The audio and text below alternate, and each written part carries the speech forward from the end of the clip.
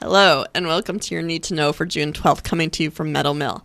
I'm Amanda. That's Alan. Join us here every Tuesday at 12:30 for your weekly news roundup and a discussion of current events. Feel free to comment and ask us questions in the field below. Just as a programming note, former Howard County Executive Ken Ullman could not join us today due to a scheduling conflict. I don't want you guys to think I mispromised something. He will still be moderating the panel discussion at our JBiz networking event tomorrow night. For more information on that, you can go to jmoreliving.com/JBizTix, T-I-X. Alan, hit us with some newsy tidbits. Okay. Well, a new poll puts Prince George's County Executive Rusher and Baker slightly ahead of former NAACP President Ben Jealous, according to Baltimore Fishbowl. Unlike recent polls that found 40% of Democratic voters were undecided on their choice, the latest survey by Gonzalez Research and Media Services shows 22% of respondents haven't yet settled on a candidate. That's still enough to tilt the scales in a candidate's favor, but it shows, the poll said, that the Democratic gubernatorial primary is developing structure. Finally. Which means people are making up their minds. There were way too many people in that mix, first of all, but yeah. Baker received 25% of the support as compared to 23% for Jealous. Montgomery County State Senator Richard Madaleno Jr. has 9%, followed by Valerie Irvin, Kevin Kamenitz's former running mate, at 7%, former Venable LLP Chairman Jim Shea at 6%, former Michelle Obama advisor Krish Vignahara at 5%, and entrepreneur Alec Ross at 2%, which really surprised me. I'm surprised by that, too, because I feel like I've seen his face everywhere more than anyone else's, really. Yeah, he's been out there. I know. The winner in the June 26th primary will face an uphill battle against Republican Governor Larry Hogan, the poll found. The governor enjoys double-digit margins in all potential matchups. The Republican governor remains very popular in deep blue Maryland, with 75% of voters, including 67% of Democrats, saying that they approve of the job he's doing. Interesting. If he were to win, Hogan would be the first Republican re-elected governor since Theodore McKeldin back in 1954. Wow. And I have to say, even Democratic legislators who I've talked to privately say fine with him. Hogan's pretty much got it. Okay. We'll see. Fine. So the only thing I know about Theodore McKeldin is that he has a square. Like, that's what I know about him. Yep, right he near must the have harbor. been pretty popular. He got himself he was a square. wildly popular. He was very well respected. Okay, So you can read about all the candidates in our primaries roundup at jmoreliving.com. What's the latest with Roseanne? She keeps on devolving and descending. Roseanne Barr apologized to Hungarian-American billionaire George Soros for calling the Jewish philanthropist a Nazi collaborator, which is kind of personal.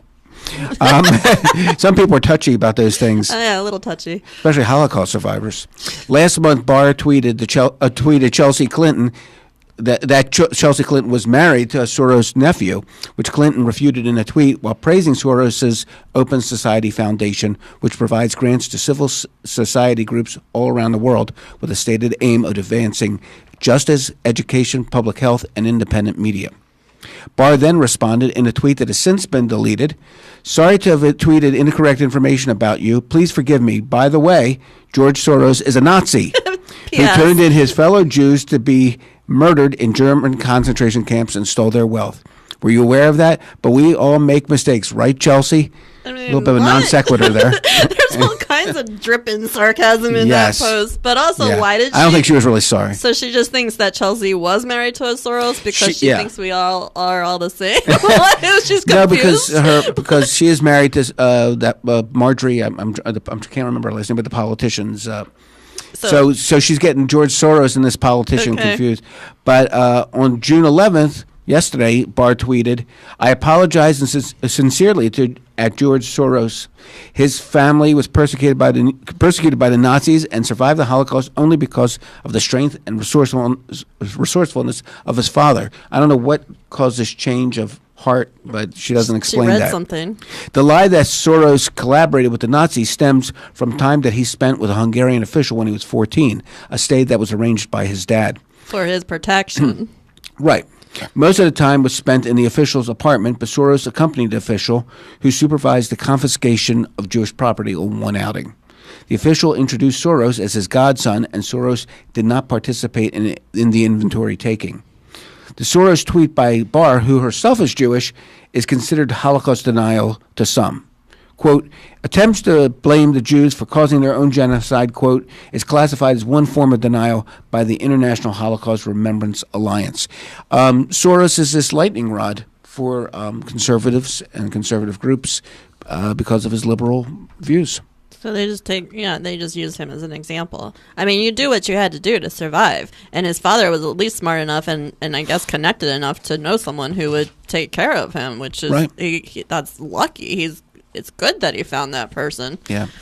There's a lot of dangerous thinking out there. Yeah, this is crazy. And slander. It's crazy. She's on a roll. Yeah. So speaking of persecuted peoples, especially peoples persecuted by Nazis, it's Pride Month everywhere. Mm-hmm. So that's good. Yep. Well, a crowd of 250,000 attended Tel Aviv's 20th annual Pride Parade on June 8th. The event, which topped last year's overall attendance by an estimated 50,000, is held in congruence with LGBTQ Pride Month. The parade's ambassador was American TV personality Andy Cohen. I have been struck by how incredible it is not only to be here, but as a proud gay Jewish man surrounded by my people, he said. In much of the Middle East, of course, LGBTQ culture is relegated to the societal sidelines if it's tolerated at all. Exactly. It is the Middle East. Quote, I am proud of everyone who is marching in the hashtag TLV Pride Parade in support of hashtag diversity and hashtag equality, tweeted U.S. Ambassador to Israel, David Friedman. Surprise, surprise, right? Promoting, protecting, and advancing human rights, including the rights of hashtag LGBTI persons, has long been the policy of the United States. Who knew? Right. Not President Trump, just FYI. President Trump, who appointed Friedman to the envoy post, has failed to commemorate LGBTQ Pride Month events in both years that he's been in office. Yeah, he's just not acknowledging that it's Pride Month. So, speaking of Pride, Baltimore Pride takes place June 15th and 7th through 17th. That's this weekend. You can go to baltimorepride.org to find out more information. We hope you party safely and have a lot of fun. If you're just joining us, this is Jay Moore's Need to Know on Facebook Live. Share, like, and follow at hashtag JayMooreNeedToKnow. Go to jaymoreliving.com/JBiz TIX for information about tomorrow night's networking event. Speaking of upcoming Baltimore festivals, big news on our biggest festival. Artscape. Artscape. Well, the 90s girl band, TLC, which you say is now just TC, right? Well, that was just me being flip. Oh, okay. Because they lost Left Eye Lopez. Yeah. How long has it been? It's been at least 10 years, maybe more. I think that happened when I was in high school. I don't know. Jamaica? She was in Jamaica? I don't remember. Well, anyway, TLC, reggae greats, the Toots and the Maytals, and blues rocker ZZ Ward are the headliners at Artscape 2018. Very exciting. It's pretty good. They always get a lot of great entertainment. Are you a big fan of Artscape, Kyle? Yeah. He said yeah. Okay.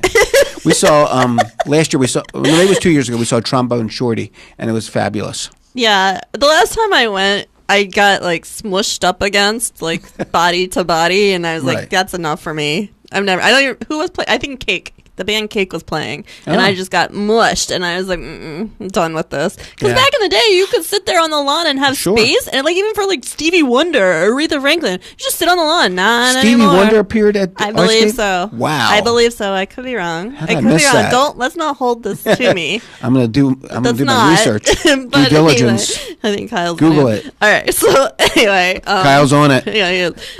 We saw Johnny Clegg years ago. You remember him? This great South African. We went with your friend Ethan Duran. You did? Yeah. Hi, Ethan, if you're watching.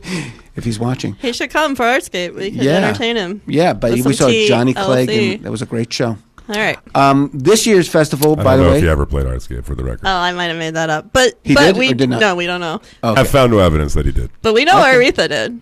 Yeah, Aretha definitely did. Definitely. I don't want to get into who did and who didn't because that could go on all day. Well, anyway, this year's festival runs from July 20th to 22nd, and it's going back to basics, and will not have an overarching theme. Good idea. Just about art, supposedly. Just about art. I think they took so much guff over the last decade or so about it becoming really about food. It's about food. It's all about the food, but they're trying to get back to the point is it's supposed to be an arts Right. festival. It's supposed People are to be going the to still be biggest walking around outdoor with a one, chicken on the sticks. biggest outdoor arts festival in the country. Yes, it's impressive. Okay. Artscape encourages artists and festival goers to embrace Artscape for what it is, a fully accessible, free, world-class arts festival in the heart of Baltimore City. The Baltimore Office of Promotion and the Arts said in a press release. So there you go. And there you go. We'll see you there. And It's an amazing thing, though. there is one more event we want to tell you about. Yeah, Golda Meir. This one's close to your heart. It's close You're to my heart. excited about right. this one? Well, although considered iconic in her time, the late Israeli Prime Minister Golda Meir has not fared well with historians, No. largely for what's viewed as her inability to prevent 1973's Yom Kippur War. It happens. Francine Klagsbrun, the author, is out to change that. The author of more than a dozen books, she's speaking on June 13th at 6 p.m. about her book, Lioness, Golda Meir and the Nation of Israel, Whoa, not Islam. That would be a really interesting book. I want to know about Golda Meir and the nation. Picture of- Golda with a little bow tie on. Imagine that, handing out those moon pies or whatever they are on North Avenue. Anyway, this will be a Chizuk. The program will be presented by the Meet Baltimore organization as its 2018 Family in Israel event. But of course, we will be at the JBiz networking event. We won't be at Meet Baltimore. And you'll be there with us. Yeah. Sorry, I Meet Baltimore. At least you know it's going to be there. All right. Before we go, one more happy item. This is a really good item. Very exciting. The Band's Visit, a musical based on an Israeli film about an Egyptian band stranded in a Negev town, won the 2018 Tony Award for Best Musical. The Band's Visit dominated its categories during the 72nd annual Tony Award ceremony at Radio City Music Hall on June 10th. Ariel Stachel, the California-born son of an Israeli Yemenite father and an Ashkenazi mother from New York, won the award for Best Featured Actor in a Musical. Tony Shalhoub, the great Tony You're a Shalhoub. big Tony Shalhoub fan? Monk? He's wonderful. I never watched I never watched Monk. I though. never watched it. I've seen which it I in think other I would things. love because it's all about him being OCD, which is totally me. yeah. I would love it. It's supposed to be a great show. Have you ever watched it, Kyle? No. Anyway, he won for Best Actor in a Musical and Katrina Lenk for Best Actress in a Musical.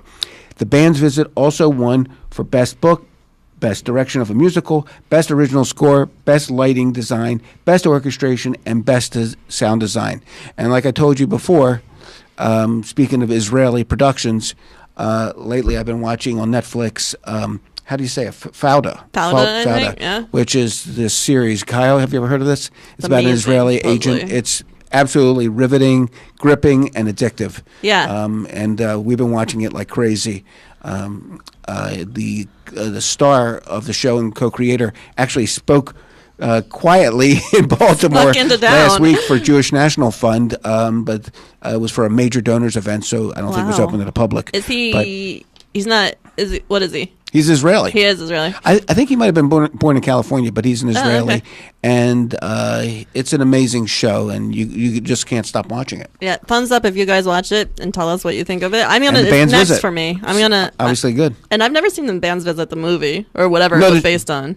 Oh, it is based on a It's based movie? on an Israeli film. Yeah, Oh, I didn't know. Oh, okay. but I haven't seen that. But yeah. Oh, well, anyway, so we're gonna move on. So one more announcement. JBiz. This is JBiz. We teased it last week. It is our special Beautiful Jewish cover. entrepreneurship issue. Look at that bird. It's so pretty. I love this cover. It's out on stands now. You can find it wherever There's you no reason why a find. bird can't have a stethoscope. Jay Moore, you leave know? the bird alone. You can find it wherever you find Jay Moore. You can also read it online at jmooreliving.com/JBiz. You can get your tickets to tomorrow night's professional networking event where Alan and I will be at jmooreliving.com/JBiz All of us. Ticks. Maybe even Kyle. And Kyle should come. Kyle, we hope to see you'll get to see the face behind the voice. That's right. And actually, we shouldn't promise because we don't know if he's coming. Maybe you won't see Kyle, but he's like our wizard. You just never see him.